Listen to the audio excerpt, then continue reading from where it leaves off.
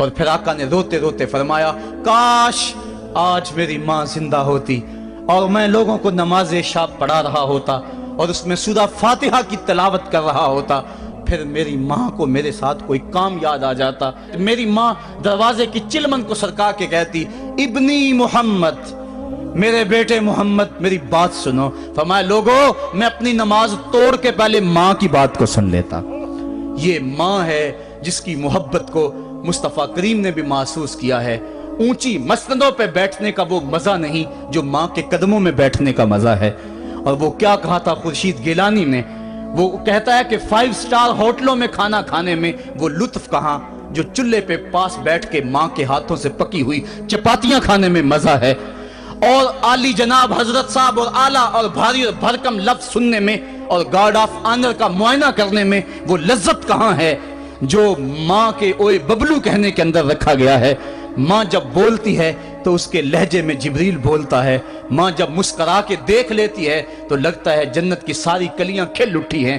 ایک شخص نے سین حرم میں اپنی ماں کو اپنے کندھوں پہ سوار کرا کے طواف کروایا اور پھر حضور کی خدمت کے پاس میں حاضر ہوا، عرض کی حضور میں نے کہ اپنی ماں کا حق ادا کر دیا ہے، کہا تو اس کی ایک مسکراہٹ کا بدل نہیں دے سکا۔ ماں جب مسکراتی ہے تو اس کے لہجے میں اتنی مٹھاس ہوتی ہے، میں کہتا ہوں ساری دنیا کے شہد نچوڑ دیے جائیں اتنی محبت پیدا نہیں ہوتی جتنی محبت ماں کے لہجے میں ہے۔ جب وہ بیٹے کو اوئے ببلو اوئے مٹھو کہہ کے پکارتی ہے، اوئے بیٹا کہہ کے پکارتی ہے، آواز دیتی ہے، تو ماں کے لہجے کے اندر وہ رس گل رہا ہوتا ہے کہ حوریں بھی آفرین آفرین کر رہی ہوتی ہیں۔ ماں کے بے ادب ہاتھ جوڑ کے ماں سے معافی مانگ لیں، باپ کے گستاخ ہاتھ جوڑ کے باپ سے معافی مانگ لے، یہ سرمایہ زندگی میں نہیں ملے گا۔ عموماً قدر نعمت زوال نعمت کے بعد ہوتی ہے۔ آؤ ماں باپ کی قدر کو پہچانیں اور اللہ کی رحمتوں کو لوٹیں۔ علامہ اقبال کی جب والدہ فوت ہوئی تو وہ پھوٹ پھوٹ کے روئے، جوان ہونے کے باوجود ان کی آنکھوں سے آنسو نہیں تھمتے تھے، اور پھر روتے روتے کہتے تھے وطن میں ہوگا اب کس کو میرا انتظار، کون میرا خط نہ آنے سے رہے گا بے قرار، آرزو لے کے تیری خاک کے تربت پہ آؤں گا، اب دعائے نیم شب میں کس کو میں یاد آؤں گا، کون پچھلے پہر اٹھ کے دعا کرے گا، ماں ہی دعا کرتی ہے۔ ماں کے جب ہاتھ اٹھ جاتے ہیں تو اجابت کے سارے دروازے کھل جاتے ہیں۔ ماں جب بولتی ہے اور دعا کے لیے ہاتھ اٹھا دیتی ہے، اللہ رحمت کے سارے دروازے کھول دیتا ہے اور قریب آ کے ماں کی فریاد کو سنتا ہے۔ ماں کی دعا جو اولاد کے حق میں ہے، مظلوم کی دعا اور مسافر کی دعا، حدیث میں آتا ہے یہ 3 دعائیں ایسی ہیں جو رد نہیں ہوتی۔ تو ماں کی دعائیں لیں، ان کی خدمت کریں اور والدین کی رضا چاہیں، اور اللہ کی ناراضگی والدین کی ناراضگی میں ہے۔ جس پہ والدین راضی ہو گئے سمجھ لو خدا اس پہ راضی ہو گیا، اور جس پہ والدین راضی نہیں ہیں چاہے وہ جتنے مرضی لمبے سجدے کرتا رہے، اس کا رب عرش کا رحمان اس پہ راضی نہیں ہو سکتا۔ اللہ کے حبیب صلی اللہ علیہ وسلم نے ارشاد فرمایا الا انبئکم باکبر الکبائر، لوگو تمہیں بڑے بڑے گناہوں کی خبر نہ دے دوں؟ صحابہ نے عرض کی کیوں نہیں یا رسول اللہ، آپ ارشاد کریں۔ فرمایا الاشراک باللہ وعقوق الوالدین وجلسا وکان متقیا قال الا وقول الزور والشہادۃ الزور۔ حضور فرمایا ایک اللہ کے ساتھ کسی کو شریک ٹھہرانا، اور دوسرا کسی انسان کو قتل کرنا، تیسرا والدین کی نافرمانی کرنا۔ اور حضور اس موقع پہ ٹیک لگائے بیٹھے تھے، ٹیک چھوڑ کے آگے ہو گئے، وجلسا وکان متقیا، آگے ہو گئے، اور حضور نے 3 مرتبہ اس بات کو کہا، اور پھر فرمایا اور جھوٹی گواہی دینا اور جھوٹی شہادت دینا۔ تو یہ وہ ہیں جو بڑے بڑے گناہ ہیں۔ میں نے ایک روایت میں پڑھا ہے حضور نے ارشاد فرمایا جنت کی خوشبو 1000 سال کی مسافت سے آنا شروع ہو جائے گی۔ جب لوگ جنت میں جائیں گے تو 1000 سال کی مسافت دور ہی ہوں گے کہ جنت کی خوشبو آنا شروع ہو جائے گی، لیکن 4 اشخاص ہیں جو جنت کی خوشبو نہیں پا سکیں گے۔ وہ کون کون سے ہیں؟ ایک قاطع الرحم، جو رشتہ داریاں توڑتا ہے، کبھی اس سے لڑائی، کبھی اس سے لڑائی، کبھی اس سے لڑائی، حالانکہ حکم ہے سل من قطعک وات من حرمک، جو تجھ سے تعلق توڑے تو اس سے تعلق جوڑ، جو تجھے محروم رکھے تو اس کی جھولیاں بھر دے۔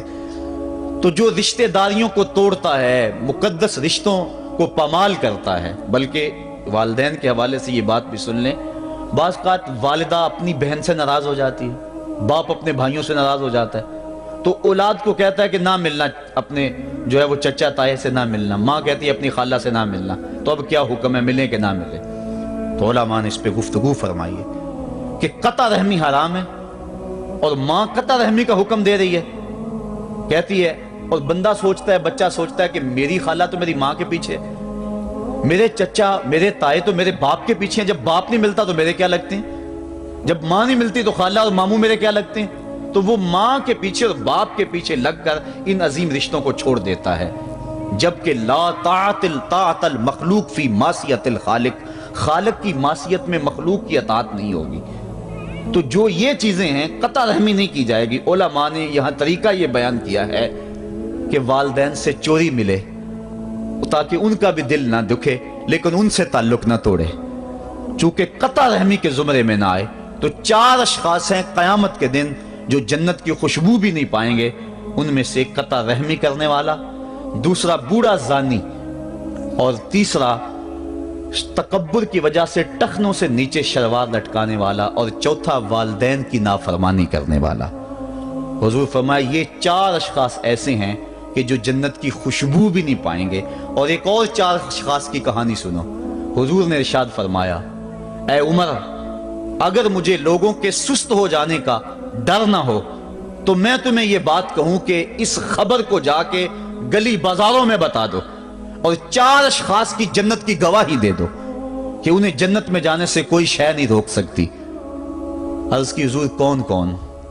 فرمایا ایک وہ عورت جس نے اپنی ساری محبتیں اپنے خامد پہ نچھاور کر دیں اور وہ اس حال میں مری کہ اس کا خامد اس پہ راضی تھا، جنت میں جانے سے اس کو کوئی شے نہیں روک سکتی۔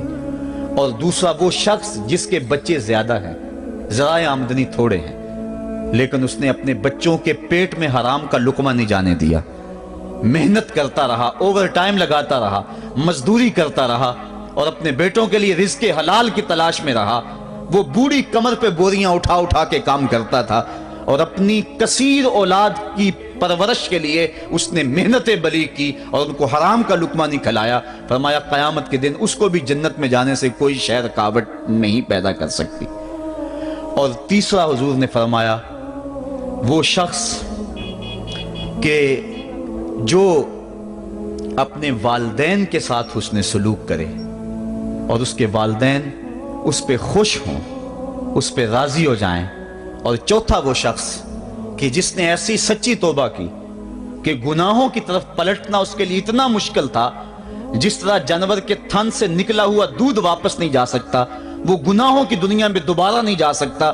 تو یہ فرمایا یہ 4 شخص ایسے ہیں عمر، اگر اس بات کا ڈر نہ ہو کہ لوگ سست پڑ جائیں گے تو ان 4 اشخاص کے بارے میں شہادت دے دو کہ یہ دنیا پہ چلتے پھرتے جنتی۔ تو ماں باپ کی خدمت کرنے والا، ماں باپ کو راضی رکھنے والا یقیناً اللہ کی نعمتوں کا حقدار ہے۔ وہ بدبخت ہیں بیٹے جو ماں باپ کو راضی نہیں رکھتے۔ اللہ کے حبیب صلی اللہ علیہ وسلم کی خدمت میں ایک شخص حاضر ہوا اور اس نے اذن جہاد طلب کیا، حضور میں جہاد پہ جانا چاہتا ہوں، مجھے اجازت مرحمت فرمائے۔ حضور نے فرمایا احیٌ والدا کا، کیا تیرے والدین زندہ ہیں؟ قالا نعم، عرض کی ہاں حضور میرے والدین زندہ ہیں۔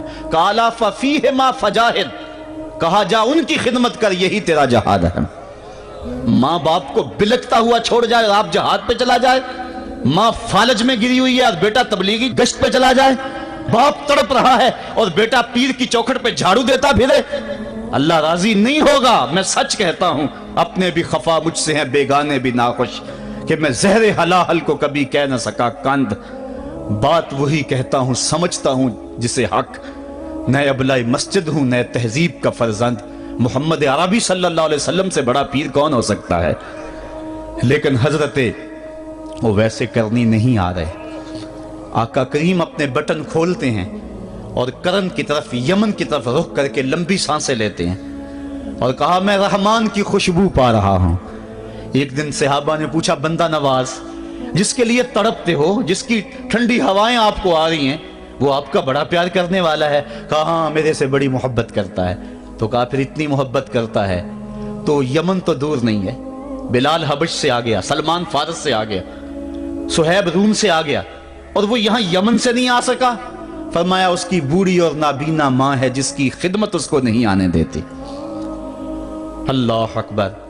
اب حضرت اویس کرنی نہیں آئے لیکن خیر التابعین کہلائے، آئے نہیں لیکن حضور ان کی یاد میں تڑپ رہے ہیں۔ اللہ، بلکہ حضور نے فرمایا کہ کوئی جائے اویس بن عامر کو ملے، اور جب ملے تو اس کو کہنا میری امت کی بخشش کی دعا کرے۔ جو ماں باپ کی خدمت کرتا ہے اس سے ثابت ہوا اس کی دعائیں قبول ہوتی ہیں۔ میں نے ایک روایت میں پڑھا ہے کہ جو آدمی روزانہ اپنے والدین کے لیے دعا کرے، والدین زندہ ہوں تب بھی، والدین فوت ہو گئے ہوں تب بھی، یہ عادت بنا لے، روزانہ ماں باپ کے لیے دعا کرے، ساری زندگی اس کے رزق میں بے برکتی نہیں آئے گی، اللہ اس کو رزق کی فراوانی عطا کر دے گا۔ اور جو والدین کے لیے دعا نہیں کرتا اللہ تعالیٰ کی رحمتوں سے محروم ہو جاتا ہے۔ حضرت ابو ہریرہ رضی اللہ تعالیٰ عنہ جب بھی ہاتھ اٹھاتے تھے تو یہ دعا کرتے تھے، اللہم اغفر لأبی ہریرہ ولأمی ولمن استغفر لہما، اے اللہ ابو ہریرہ کو بخش دے، حضرت ابو ہریرہ کی ماں کو بخش دے، اور قیامت تک جو ہم دونوں کے لیے بخشش کی دعا کرے اس کو بھی بخش دے۔ حضرت امام محمد بن سیرین ایک بزرگ ہوئے تابعی، جب بھی دعا کرتے تھے یہ دعا ضرور کرتے تھے، اے اللہ ابو ہریرہ کی بخشش کر دے۔ کسی نے کہا کہ تمہیں ابو ہریرہ رضی اللہ تعالیٰ نے ان کی ماں سے بڑی ہمدردی ہے؟ کہا ان سے جو ہمدردی ہونی ہے وہ تو ہونی ہے۔ انہوں نے کہا ہوا ہے اے اللہ ابو ہریرہ اور ان کی ماں کو بخش دے، جو ان کے لیے دعا کرے اس کو بھی بخش دے۔ تو میں دعا کر کے اپنی بخشش پکی کر رہا ہوں۔ تو والدین کے لیے دعا کرنا اللہ کی رحمت کو دعوت دینا ہے۔ تو فرمایا کہ جاؤ اویس بن عامر کو جانا اور جا کے اس کو میری امت کے لیے دعا کا کہنا۔ حضرت سیدنا عمر فاروق حضرت علی المرتضیٰ گئے، جا کے ڈھونڈا، تلاش کیا، اویس بن عامر ملے، حضور کا سلام کہا، بس پھوٹ پھوٹ کے رونے لگے۔ کہا بتاؤ میرے رسول کے لبوں پہ میرا نام کیسے آیا تھا؟ حضور میرا جب تذکرہ کرتے تھے کیسے کرتے تھے؟ یہ درد دیکھا تو بولے کہ کیا آپ اتنی محبت رکھتے ہیں تو پھر ملنے کیوں نہیں آئے حضور کو؟ اتنا جو پیار رکھتے ہیں تو زیارت کرنے کیوں نہیں آئے؟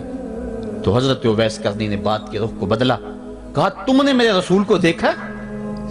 تم نے میرے رسول کی زیارت کی ہے؟ کہا ہاں ہم تو صبح و شام وہاں رہے ہیں۔ کہا پھر بتاؤ حضور کے یہ ابرو جڑے ہوئے تھے یا کھلے ہوئے تھے؟ اب دونوں حیران ہو گئے۔ کہا تم نے تو دیکھا، میں نے تو دیکھا نہیں، تم بتاؤ نا، پھر میں تو گیا نہیں، مجھے کہتے ہو گیا نہیں، تم بتاؤ حضور کے ابرو جڑے ہوئے تھے یا کھلے ہوئے تھے؟ حیران ہیں۔ کہا حضور آپ ہی بتلائیے۔ کہا کوئی دور سے دیکھتا تو جڑے ہوئے نظر آتے، قریب آ کے دیکھتا تو کھلے ہوئے نظر آتے۔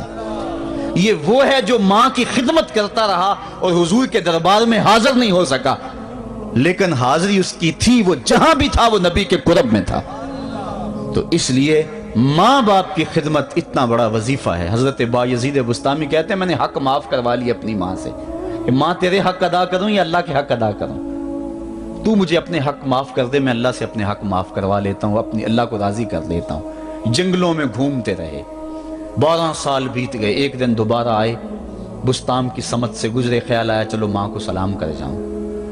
تہجد کا وقت تھا، رات کا وقت تھا، دروازے پہ کھڑے رہ گئے کہ میری ماں سوئی ہوگی، میں نے کبھی کوئی خدمت نہیں کی ماں کی، تو اب اٹھا کے تکلیف کیوں دوں؟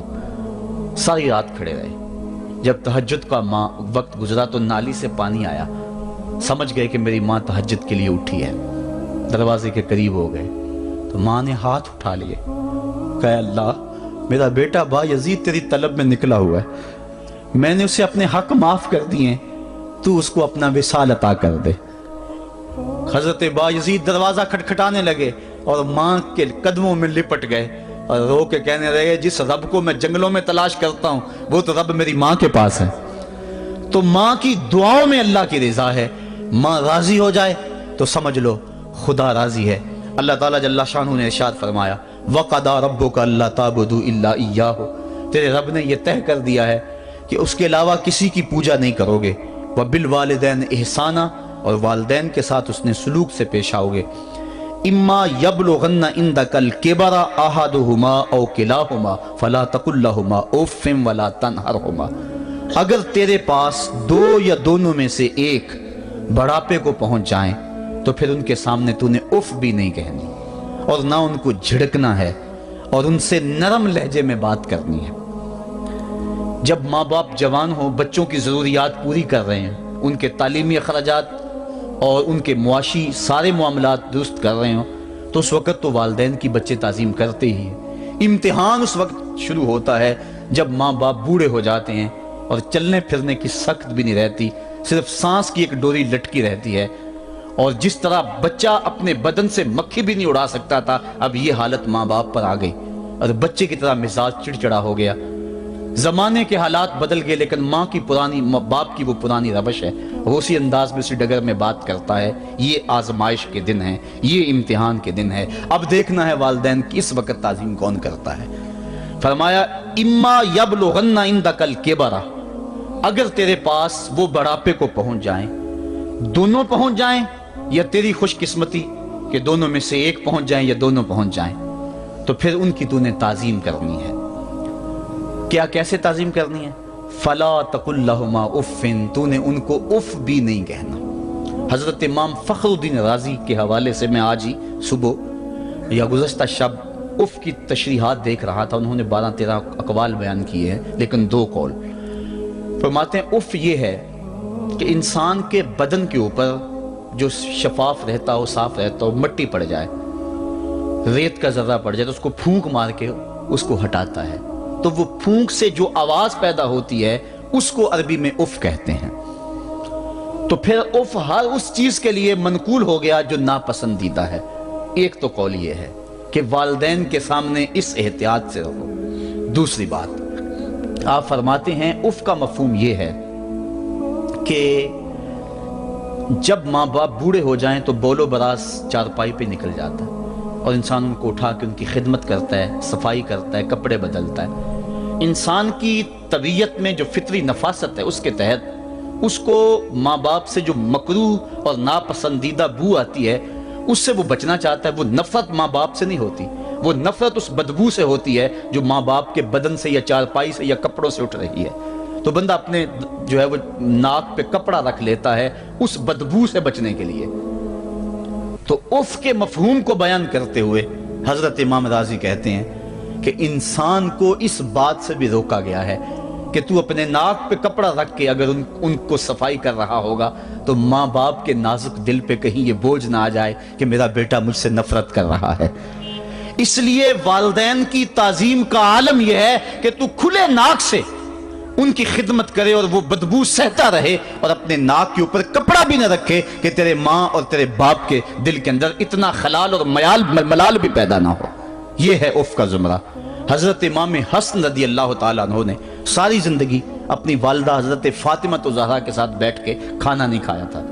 ایک دن حضرت سیدہ فاطمہ نے فرمایا کہ بیٹا میرا جی چاہتا ہے کہ میرے ساتھ تم بیٹھ کے کھانا کھاؤ، لیکن تم نے کبھی بھی میرے ساتھ بیٹھ کے کھانا نہیں کھایا، کیا وجہ ہے اس کی؟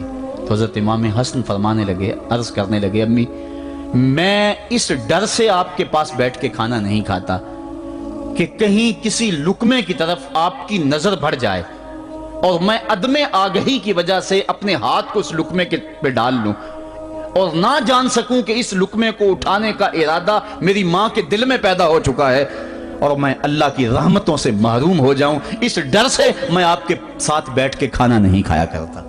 یعنی ماں باپ کی تعظیم کا عالم یہ ہے، اف تک نہ کہو۔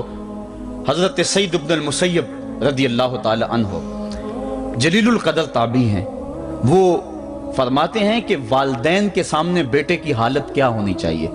وہ فرماتے ہیں جس طرح بھاگا ہوا غلام پکڑا جائے اور اس کو پکڑ کے جو ہے وہ آقا کے سامنے پیش کر دیا جائے، تو اس بھاگے ہوئے غلام کو پکڑ کے جب آقا کے سامنے پیش کر دیا جائے تو جو حالت اس غلام کی ہوتی ہے بیٹے کی حالت یہ ماں باپ کے سامنے ہونی چاہیے۔ اب ان بیٹوں کو سوچنا چاہیے جو اپنے ماں باپ کو دقیانوسی کا تانا دیتے ہیں اور سمجھتے ہیں یہ اولڈ فیشن ہے، انہیں کیا پتا زمانہ کہاں چلا گیا ہے، اور ان کے فیصلوں کو مسترد کرتے ہیں۔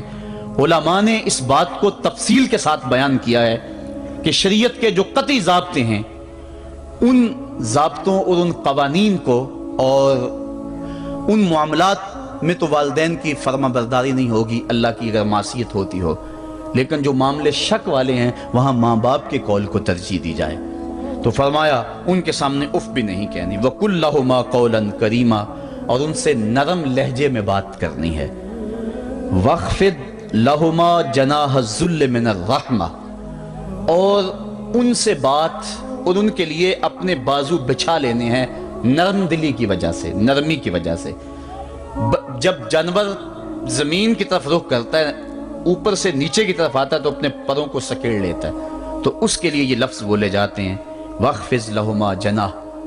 تو اللہ تعالیٰ فرمایا جس طرح وہ جانور عزت سے اپنے بازو سکیڑ لیتا ہے اور پھیلاتا نہیں ہے، والدین کے سامنے تیری اکڑ، تیرا عہدہ، تیرا منصب، تیری شانیں، تو بڑا اونچا ہے، لوگ تجھے سلوٹ کرتے ہیں، تیرے ہاتھ چومتے ہیں، تجھے سلام کرتے ہیں، اونچی کرسیوں پہ تو بیٹھتا ہے، لیکن وہ سب وہاں چھوڑ دے اور ماں کے قدموں میں عاجز بن کے بیٹھ جا، باپ کے قدموں میں عاجز بن کے بیٹھ جا، وہاں اپنی اس کسی چیز کا لحاظ رکھ، پرندہ اوپر کوڑے تو پر کھولے، لیکن جب نیچے آئے تو پروں کو سمیٹ لے، تیرا عہدہ، تیرا منصب باہر رہے، جب ماں باپ کے پاس آئے اس وقت تو مؤدب غلام کی صورت میں اپنے والدین کے سامنے کھڑا۔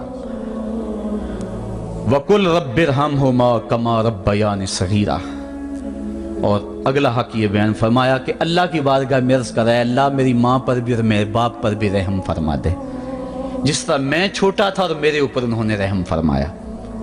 انسان ماں باپ کے حق دے نہیں سکتا، حضور نے ارشاد فرمایا کہ انسان ماں باپ کے حق نہیں ادا کر سکتا الا یہ کہ ان کو غلام پائے اور خرید کر آزاد کر دے، اس کے علاوہ کوئی صورت ایسی نہیں ہے۔ ایک شخص نے حضور کی خدمت میں حاضر ہو کے عرض کیا حضور میں اپنے والدین کی بڑی خدمت کی ہے، اس کو امام حقی نے لکھا ہے، اور جن مراحل سے میں گزرتا رہا ہوں ان مراحل سے میرے ماں باپ گزرے ہیں اور میں نے ان کی خود خدمت کی ہے۔ آج بیٹے بیویوں پہ کام چھوڑ دیتے ہیں کہ بیوی خدمت کرے گی۔ احسان دانش کہتا ہے کہ میں نے اپنی بیوی کو ہاتھ نہیں لگانے دیا، میں نے کہا میرے ماں باپ ہے، یہ خدمت اور کوئی حاصل کیوں کرے، یہ تو میں حاصل کروں گا۔ تو ساری خدمت میں نے خود کی، جس طرح انہوں نے نوالے توڑ توڑ کے میرے منہ میں ڈالے میں نے بھی حضور ایسے کیا، جس طرح میرے لیے میری ماں رات جاگتی رہی میں بھی اپنی ماں کے لیے جاگتا رہا۔ جن مراحل سے میرے لیے وہ گزرے تھے اتفاقاً میرے حالات، میرے ماں باپ کے حالات ایسے پیدا ہو گئے کہ میں نے اسی طرح اپنے ماں باپ کی پرورش کی ہے اور میں اپنے ماں باپ کی جو ہے وہ میں نے خدمت کی ہے، تو کیا میں نے اپنی ماں کا، اپنے باپ کا حق ادا کر دیا ہے؟ تو حضور نے ارشاد فرمایا تو نے ایسے ہی خدمت کی ہوگی، لیکن جب تیری خدمت تیری ماں کرتی تھی تو ساتھ ساتھ تیری زندگی کی دعائیں مانگتی تھی، اور جب باپ بوڑھا ہو گیا تھا، ماں بوڑھی ہو گئی تھی، آزاد شل ہو گئے تھے، فالج میں مبتلا تھے، تو ان کے لیے زندگی کی دعائیں تو نہیں مانگتا تھا، تو یہ کہتا تھا اللہ انہیں پردہ دے دے۔ تیری ماں نے تو کبھی تیرے لیے پردہ نہیں مانگا تھا، بیٹا لولا ہو، بیٹا لنگڑا ہو، ماں کبھی نہیں کہتی بیٹے کو ڈاکٹر جواب دے دیں، ماں کبھی نہیں کہتی کہ میرے بیٹے کو اللہ پردہ دے دے، ماں یہی کہتی ہے مالک مجھے لے لے، میرے بیٹے کو زندگی دے دے، میں سب کچھ بیچ دیتی ہوں، اپنا زیور بیچ دیتی ہوں، میرے بیٹے کی صحت بچ جائے، میرے بیٹے کی زندگی بچ جائے۔ ماں کی موجودگی میں کوئی کہہ بھی نہیں سکتا، باپ کے لیے تو کہہ دے، ماں کے لیے تو کہہ دے بڑی تکلیف ہے تیرے باپ کو، بڑی تکلیف ہے تیری ماں کو، اللہ کرے اب پردہ ہی عطا کر دے۔ خود نہیں کہتا تو کسی سے یہ سن سکتا ہے بندہ، لیکن ماں سن سکتی ہے کوئی کہے اللہ تیرے بیٹے کو پردہ دے دے؟ تو فرمایا جب وہ تیری خدمت کرتے تھے تو وہ تیری زندگی کی دعائیں مانگتے تھے، اور جب تو خدمت کرتا تھا تیرے دل میں ان کے پردے کی آرزو تھی۔ فرمایا تو جتنی مرضی خدمت کی ہے، ماں کی خدمت کا بدل کیسے ہو سکتا ہے؟ تو ماں باپ کی خدمت انسان کر ہی نہیں سکتا تو پھر کیا کرے؟ عرض کہ اللہ میں تو خدمت نہیں کر سکتا، تو ان کے اوپر رحم فرما دے۔ ماں باپ کے لیے دعا کرے، علماء نے یہاں بیان فرمایا ماں کافر ہو تو پھر بھی دعا کرے، باپ کافر ہو تو پھر بھی دعا کرے، مومن ہو تو پھر بھی دعا کرے، گناہگار ہو پھر بھی دعا کرے، نیکوکار ہو پھر بھی دعا کرے، دعا نہ چھوڑے۔ حضرت ابو ہریرہ رضی اللہ تعالیٰ عنہ فرماتے ہیں میری ماں کافرہ تھی اور میں حضور کا غلام، اور ماں ہر وقت اپنی دھن میں اور میں اپنی دھن میں ہوں۔ حضرت ابو ہریرہ کے بھائی کوئی نہیں ہے، باپ فوت ہو گئے ہیں، بہن کوئی نہیں ہے، ابھی شادی بھی نہیں ہوئی، دنیا پہ رشتہ ہی کوئی نہیں سوائے ماں کے، گھر آتے ہیں تو ماں سے بات کرنی ہوتی ہے، جو سن کے آتے ہیں ماں سے وہ دکھ کھولنا ہوتا ہے، بات کرنی ہوتی ہے، حضور کی باتیں سنانی ہوتی ہیں، لیکن ماں ہے اتفاق سے کافرہ ہے، حضور کی بات وہ سننا گوارا نہیں کرتی۔ حضرت ابو ہریرہ کو اور بات آتی کوئی نہیں، وہ تو کرتے حضور کی باتیں۔ ایک دن حضور کی بات چھیڑی، ماں کی زبان سے کوئی جملہ ایسا نکلا جو سخت تھا، گوارا نہ ہوا، چھوڑ دیا گھر کو۔ ماں تیری عظمت کو سلام، لیکن رسول اللہ کے مقابلے میں تیری کوئی شان نہیں ہے۔ گھر سے نکلے، لیکن نکلے تو پاؤں ڈگمگا رہے تھے کہ دنیا پہ ایک ہی رشتہ تھا وہ بھی جاتا رہا۔ چند قدم چلے تو دل میں خیال آیا سارے دکھوں کا جو مداوا کرتا ہے، میں آقا کی بارگاہ میں یہ دکھڑا کیوں نہ بیان کر دوں۔ دریائے رحمت جوش میں تھا، وہ دلوں کی حالتیں بوجھ لینے والے آقا نے پوچھا ابو ہریرہ کیا ہے؟ عرض کی حضور میری ماں کی ہدایت کے لیے دعا کر دو۔ یہ کہا اور پھوٹ پھوٹ کے رونے لگے۔ حضور نے فوراً ہاتھ اٹھا دیے اور مسلم کے لفظ ہیں اللہم اہد ام ابی ہریرہ، اے اللہ ابو ہریرہ کی ماں کو ہدایت عطا کر دے۔ بس یہ بات سنی حضرت ابو ہریرہ کا چہرہ کھل اٹھا، اپنے گھر کو دوڑ لگا دی۔ کوئی رستے میں ملا، کہا ابو ہریرہ اتنی تیز تو تم کبھی نہیں دوڑتے تھے، آج کیا ہوا؟ اتنی تیز تیز کیوں دوڑ رہے ہو؟ کہا آج ہی تو دیکھنا چاہتا ہوں کہ گھر پہلے میں پہنچتا ہوں یا میرے آقا کی دعا پہلے پہنچتی ہے۔ حضرت ابو ہریرہ فرماتے ہیں جب میں گھر پہنچا تو دروازہ بند تھا، میں نے دستک دی، اندر سے آواز آئی بیٹا ٹھہرو میں آتی ہوں۔ کہا اس لہجے کو جان گیا، اس میں محمد کی بولی بول رہی ہے۔ کہا تھوڑی دیر کے بعد میری ماں آئی، تازہ غسل کی وجہ سے اس کے بالوں سے پانی کے قطرے ٹپک رہے تھے، اور میری ماں زنجیر کھول رہی تھی، اس کے لبوں پہ شہادت کا کلمہ جاری تھا۔ تو والدین کے لیے مغفرت کی دعا کرتے رہیں، والدین کی بخشش کی دعا کرتے رہیں۔ والدین جب دنیا پہ ہوتے ہیں تو اللہ کی رحمت کا گھنا سایہ ہوتے ہیں، لیکن جب دنیا سے چلے جاتے ہیں ان کی قبر سے بھی فیض ملتا ہے اور سکون اور طمانینت ملتی ہے۔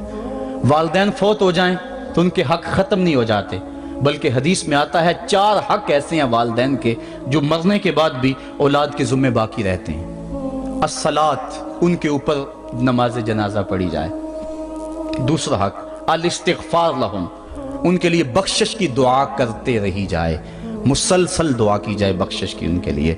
اور ایک روایت میں نے پڑھا ہے اگر کوئی بندہ اس کے والدین حالت ناراضگی میں فوت ہو گئے، والدین ناراض تھے، موقع نہ مل سکا منانے کا اور والدین فوت ہو گئے، تو حدیث میں آتا ہے کہ وہ کثرت کے ساتھ، ایک تو اپنی خالہ کے ساتھ، ماں اگر فوت ہوئی ہے تو باپ ہوئی ہے تو باپ کے بھائیوں کے ساتھ اس نے سلوک کرے، باپ خوش ہوگا۔ دوسرا کثرت کے ساتھ اپنے والد کے لیے استغفار، والدہ کے لیے استغفار کرتا رہے۔ جب کثرت سے استغفار ہوتا رہے گا تو اس کے والدین راضی ہوں گے، اللہ اس کے گناہ کو معاف فرما دے گا۔